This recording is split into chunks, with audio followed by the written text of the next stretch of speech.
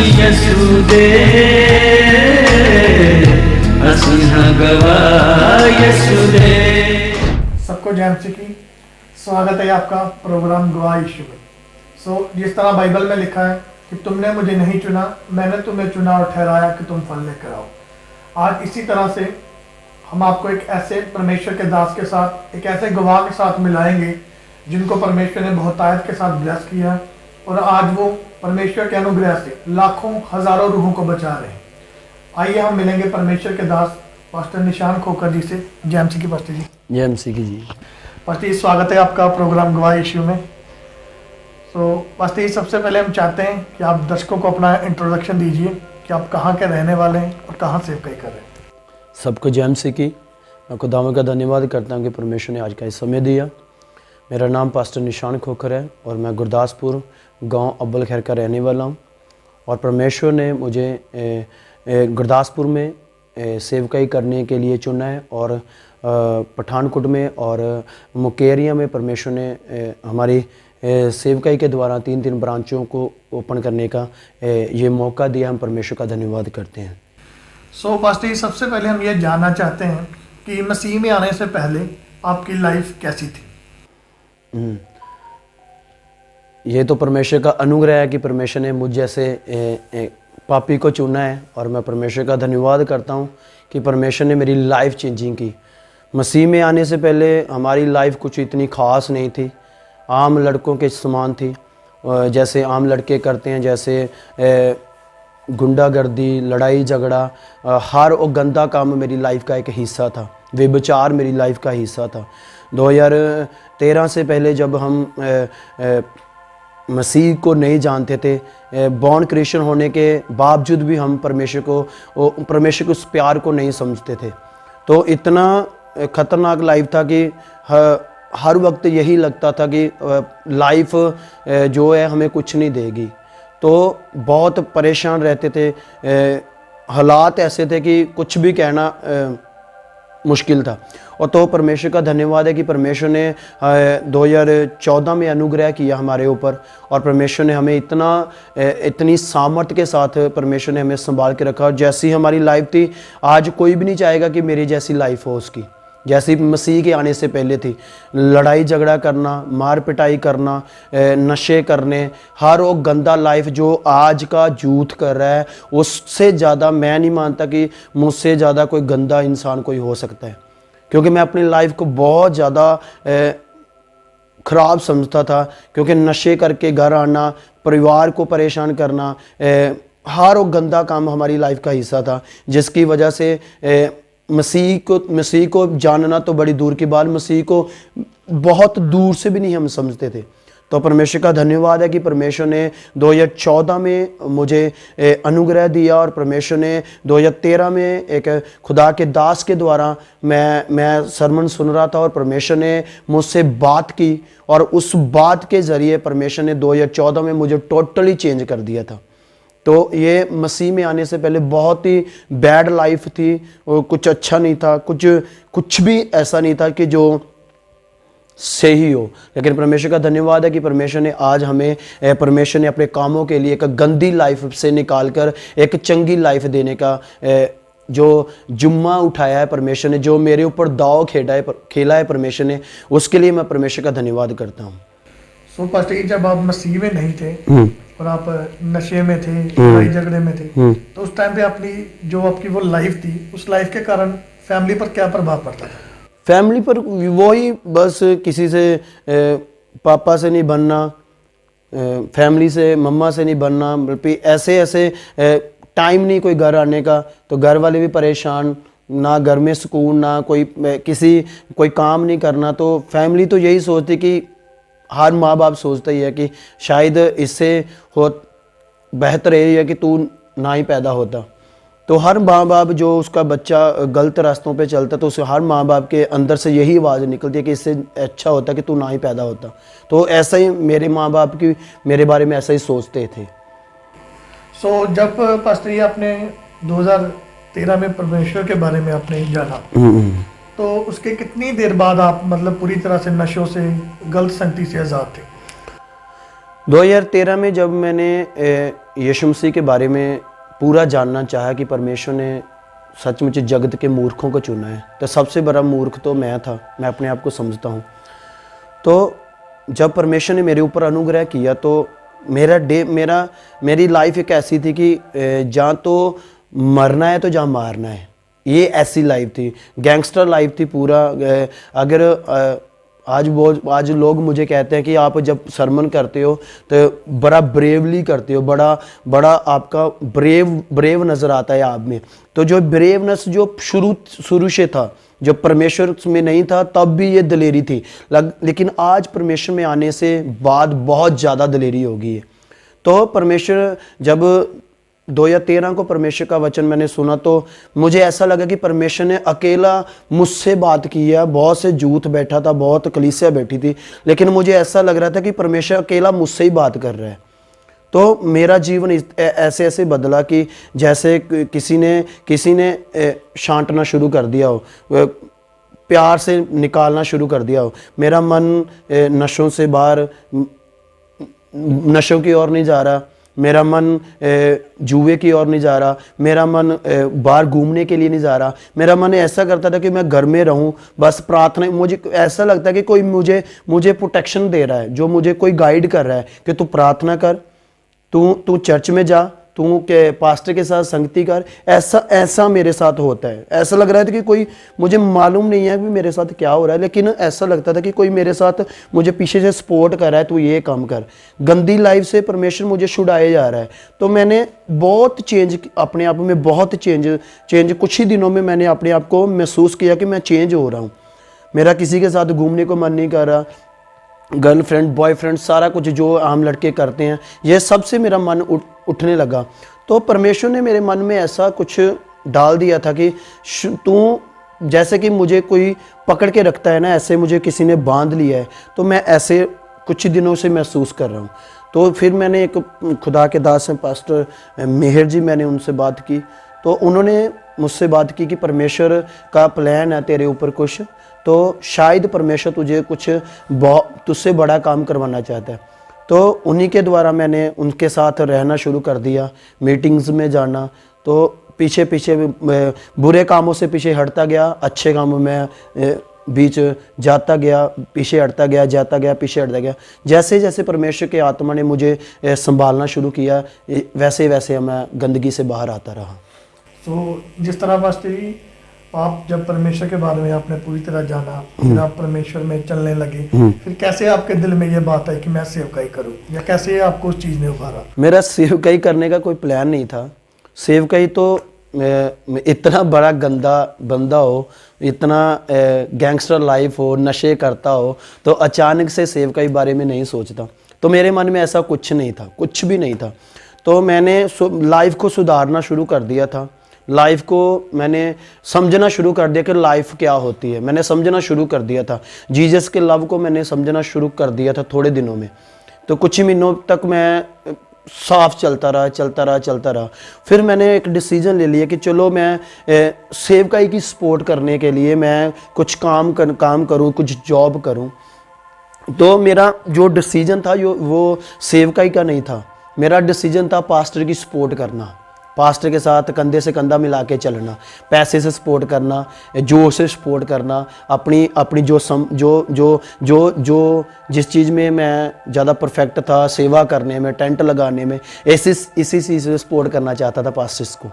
तो मैं एक दिन की बात है कि मैं प्रार्थना कर रहा था और परमेश्वर के आत्मा ने मेरे मन में, मैंने फर्स्ट टाइम पवित्र आत्मा के स्पर्श को फील किया था उस दिन।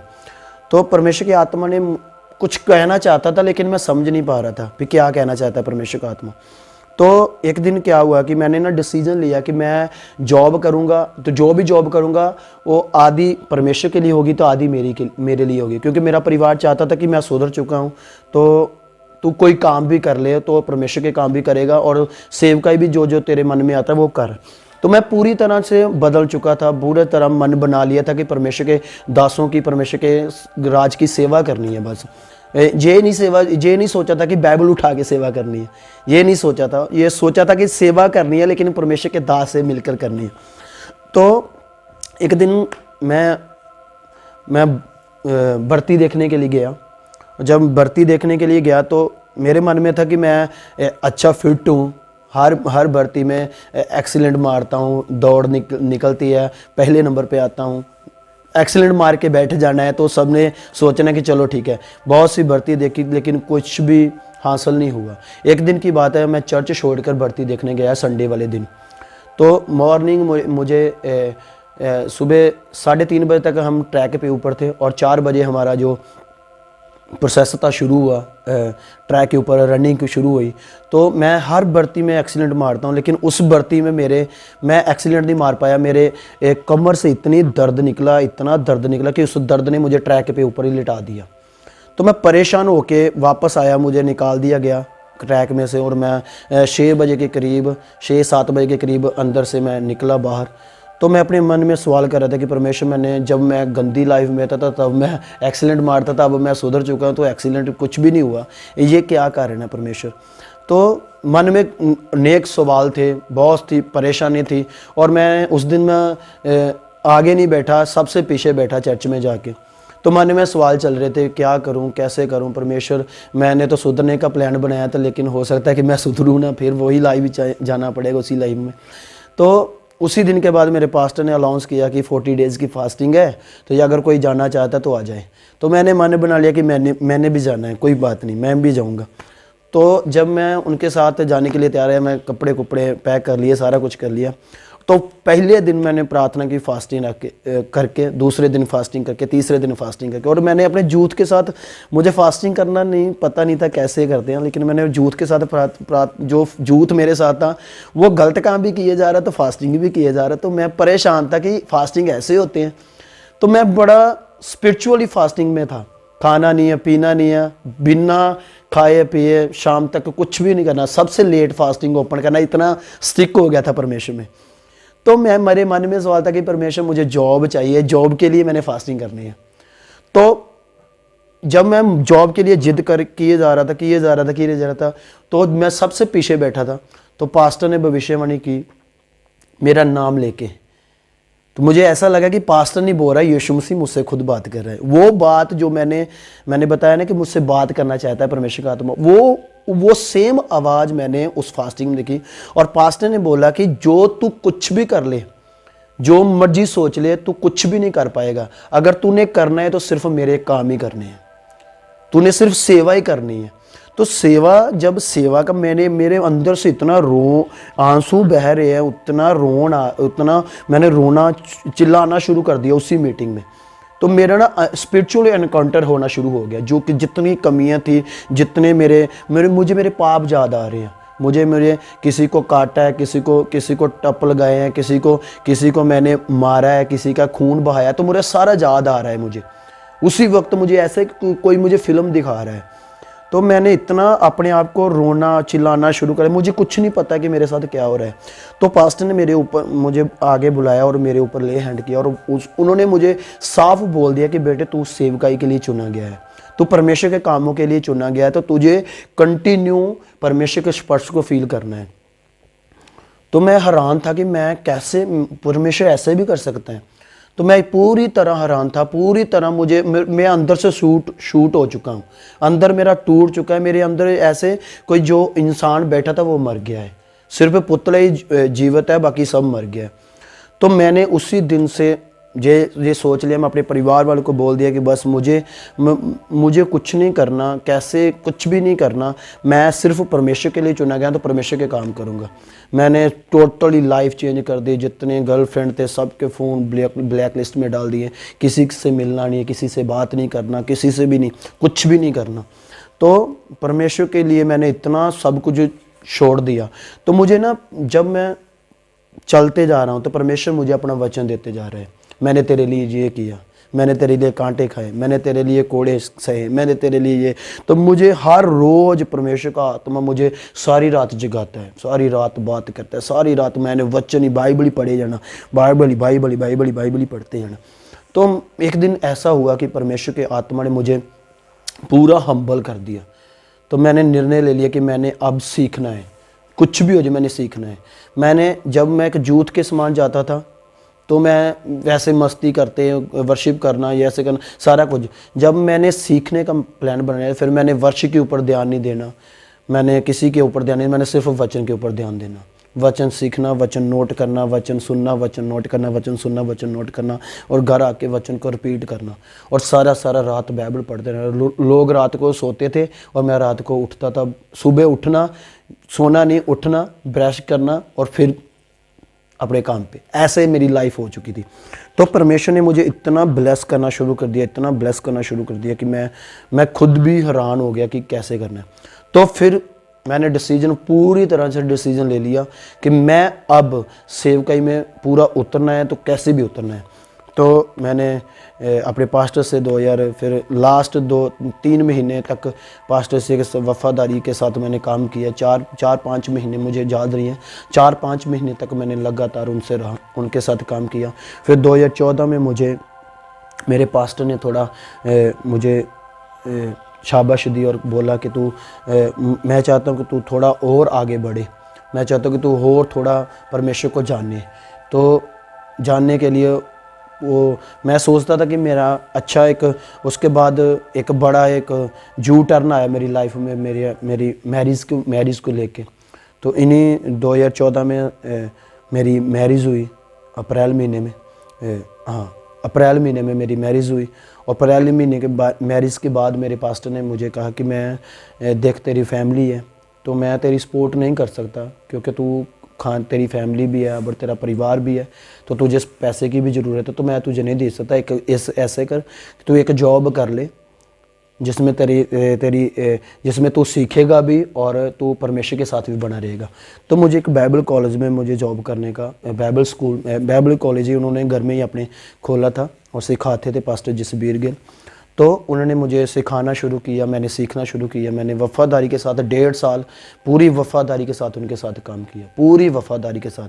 और वफ़ादारी करने के बाद मुझे कुछ ऐसी बात हुई, फिर मुझे वापस उसी चर्च में जाना पड़ा जिससे मैं निकल के आया था। तो मेरे पास्टर ने बोला कि देख 6 महीने तू मेरे साथ रहा है, 1.5 साल तूने इधर, 2 साल का तेरा कोर्स कंप्लीट हो चुका मेरी नज़रों में, तो मैं चाहता हूँ कि तू प्रभु का काम सेवा शुरू कर दे। तो मैं अंदर से काम उठाऊँ कि कैसे करूँ, कोई एक्सपीरियंस नहीं है। लोग पास्टर के साथ काम करना तो अलग बात है, लेकिन अकेले काम करना अलग बात है। तो मैंने ऐसे फिर 2015 में डिसीज़न ले लिया। 2015 लास्ट में मैं उधर से निकला और 2015 अक्टूबर को मैंने एक फ़र्स्ट टाइम एक पास्टर की चर्च में प्रचार किया। तो उस प्रचार के दौरान मैंने परमेश्वर से रात को बात की, परमेश्वर क्या मैंने अच्छा काम किया, क्या मैंने आपके वर्ड को सही से बांटा है। तो परमेश्वर ने कल मुझसे बात, ऐसा लगा कि परमेश्वर मेरे जैसे आप मेरे साथ बैठे ऐसे बैठे हैं, तो परमेश्वर ने कहा कि ऐसा और काम करना है तुझे। तो इसी दौरान आगे आगे आगे आगे बढ़ता गया। तो 2015 को अक्टूबर महीने में मैंने सेवकाई शुरू कर दी। तो पास्टर जिस तरह हम देखते हैं कि पंजाब में, इंडिया में जो क्रिश्चियनिटी है बहुत तेजी से बढ़ रही है, क्योंकि वचन भी कहता है कि जब तुम सच्चाई को जानोगे तो सच्चाई तुम्हें आज़ाद करेगी। जैसे ऐसे लोगों को भी सच पता लग रहा है, सच्चाई पता लग रही है, लोग परमेश्वर में आ रहे हैं। तो उसी के दौरान कुछ लोग ये भी बोलते हैं कि ये पैसे दे के जरा परिवर्तन करते हैं। तो आपने कभी अपनी लाइफ में ऐसा देखा हो या अपनी सेवकाई में कभी ऐसा देखा हो कि पैसे दे के किसी का धर्म चेंज किया गया? मैं तो ये बात मानता हूँ, अगर मेरे जैसा पापी वचन से के साथ बदला है तो मुझे लाखों, मैं जब मैं गंदी लाइफ में था तो लाखों रुपए अपने हाथों से निकालता था, 10,000 5,000 जेब में रहता था। क्योंकि जैसे किसी के साथ हल्ला खाने को जाना, जैसे किसी के साथ मार पिटाई करने को जाना, तो जेब भर के ही आते थे। क्योंकि हर किसी के ये हमारा एक काम धंधा बन चुका था मार पिटाई का। तो जब मसीह में नहीं था तो पैसों से जेब भरी रहती थी। जब मसीह में आया तो मुझे किसी से पैसा मांग के चर्च में जाना पड़ता था। ये है क्वालिटी, ये है रियलिटी। ये है कि जब मसीह में कोई आता है तो ये तो सुनी सुनाई बात है। लोग तो यही बोलते हैं, मैं जब छोटा था तो बचपन से सुनता आ रहा हूँ एलियन होते हैं, तो आज तक एलियन नहीं देखा, आज तक नहीं एलियन देखा कि एलियन होता क्या है, कैसा दिखता है। ऐसे धर्म परिवर्तन है। आज कोई भी आके, मैं तो ओपनली बोलता हूँ कि किसी को अगर शक है तो मेरी चर्च में आके ऐलान कर दें। अगर किसी ने धर्म पर एक भी बंदा खड़ा होकर ये कह दे कि मैंने पैसे लेके धर्म चेंज किया है, तो हम 3 सेवकाई बंद कर देंगे, तीनों चर्चें बंद कर देंगे। क्योंकि ऐसा कुछ नहीं है, किसी को कोई का जमीर इतना भी नहीं गिरा कि कोई पैसा दे के अपना धर्म चेंज कर ले। सो फर्स्ट जिस तरह हम देख रहे हैं कि अभी थोड़े दिनों से कुछ विरोध लोग कर रहे हैं कि बोलते हैं कि पास्टर लोग बोलते हैं कि चर्च में मुर्दे जिंदे होते हैं, चमत्कार होते हैं, वो बोलते हैं कि ये सब झूठ है। तो अब जो लोग ये बोल रहे हैं कि हम एक मुर्दा लेके आते हैं या पेशेंट लेके आते हैं, तो कोई पास्टर करके दिखाए, हमें निकल करके दिखाए, तो उन लोगों के बारे में आप क्या कहना चाहते हैं? उन लोगों के लिए क्या कहना है, सबसे बड़ी बात है कि परमेश्वर का वचन बयान करता है कि तेरी निश्चय तुझे चंगा करेगी। आमीन। तो विश्वास के साथ मुर्दे जीवित होते हैं। आज इंडिया में हो रहे हैं, पंजाब में हो रहे हैं। कितने मुर्दे हैं जो हॉस्पिटल में जीवित हुए, डॉक्टरों ने मृत्यु करार दे दिया था, पास्टर ने प्रार्थना की तो परमेश्वर ने दोबारा उसको लाइफ दे दी। ऐसे कई गवाहियाँ हैं, बहुत सारी टेस्टमनी है। तो जो लोग ये मानते हैं कि हम लेके आते हैं, आप जीवित करके दिखाओ, आप लेके आने से कुछ फर्क नहीं पड़ेगा। अगर आप विश्वास के साथ, अगर चैलेंज के साथ आ रहे हो तो कोई कुछ नहीं फर्क पड़ेगा। अगर आप विश्वास के साथ आ रहे हो तो मैं विश्वास करता हूं एक मुर्दा नहीं 10 मुर्दे जिंदे हो सकते हैं यीशु के नाम में। ठीक है, तो ये छोटी बात नहीं है। यीशु मसीह हमारा जीवित खुदा है। हम कोई सुनी सुनाई बातें थोड़ी करते हैं कि वो वहां हो गया, इधर नहीं हो रहा है। हम कोई इतिहास नहीं पढ़ रहे, हम कोई सुनी सुनाई बातें को ऊपर मानी लगा रहे हैं। आज भी चमत्कार होते हैं, होते थे तो होते रहेंगे। परमेश्वर हमारा जीवित है, तो जो जीवित है वो कुछ भी कर सकता है। तो पास्टर, जिस तरह अभी जो यूथ, लड़के लड़कियां या वो लोग जो भी अंधकार में, जब वो इस वीडियो को देखेंगे, आप उनके लिए क्या मैसेज देना चाहते हैं? मैं तो यही मैसेज देना चाहता हूं कि परमेश्वर आपको इतना प्यार करता है, इतनी मोहब्बत करता है। मैंने 2013 से पहले मैंने ये प्यार फील नहीं किया, मैंने महसूस नहीं किया कि इतना भी कोई प्यार करता है। मैं इतना परमेश्वर को अपने साथ फील करता हूँ कि उतना प्यार ना तो मेरी मम्मी ने किया, ना मेरे डैडी ने किया, ना मेरी पत्नी ने किया, ना मुझे कोई कर सकता है जितना प्यार परमेश्वर ने मुझे कर दिया है। तो मेरा ये मानना है कि जैसे परमेश्वर ने मुझे, जितना यूथ इसके बाद सुनेगा, मेरा विश्वास है कि जो सुनेगा मुझसे बढ़कर कोई भी गंदा इंसान नहीं देखोगे, मुझसे बढ़कर कोई व्यभिचारी नहीं कोई देखोगे। लेकिन परमेश्वर ने जो मुझे चेंज कर दिया है, तो मेरा विश्वास है कि जो इस वीडियो को देखेगा, जो इस इंटरव्यू को, जो इस टेस्टिमनी को सुनेगा, वो भी चेंज होगा। मेरा विश्वास है यीशु के नाम में। सो पास्टर जी, हम आपका बहुत बहुत धन्यवाद करते हैं कि आपने अपना कीमती समय दिया। Thank you. जय मसीह की जी, गॉड ब्लेस यू। सो जिस तरह आपने देखा कि कैसे परमेश्वर ने इनके जीवन को चेंज किया, कैसे परमेश्वर ने पाप की लाइफ से निकालकर इनको पवित्रता की लाइफ में परमेश्वर ने लेके आए, और आज परमेश्वर इनके द्वारा हजारों रूहों को बचा रहे हैं। हजारों यूथ इनकी चर्च में चेंज हो रहा है, लंगड़े चल रहे हैं, अंधे देख रहे हैं, कोढ़ी शुद्ध हो रहे हैं। मेरा विश्वास है इस गवाही के द्वारा परमेश्वर आपके जीवन में बड़ा काम करेगा। सबको जय मसीह की। तो मेरे प्रिय भाई बहनों, अभी आपने एक बहुत बड़ी अद्भुत गवाही को सुना। तो मेरा विश्वास है इस अद्भुत गवाही के द्वारा परमेश्वर आपके जीवनों में 100 गुना फलों को लेकर आएगा।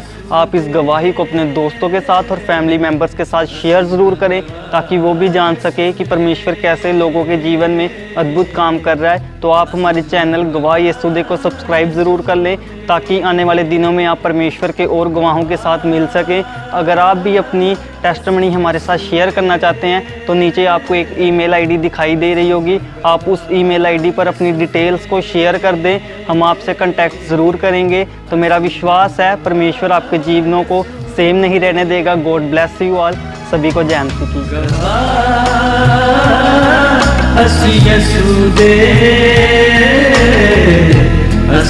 गवाह यीशु दे।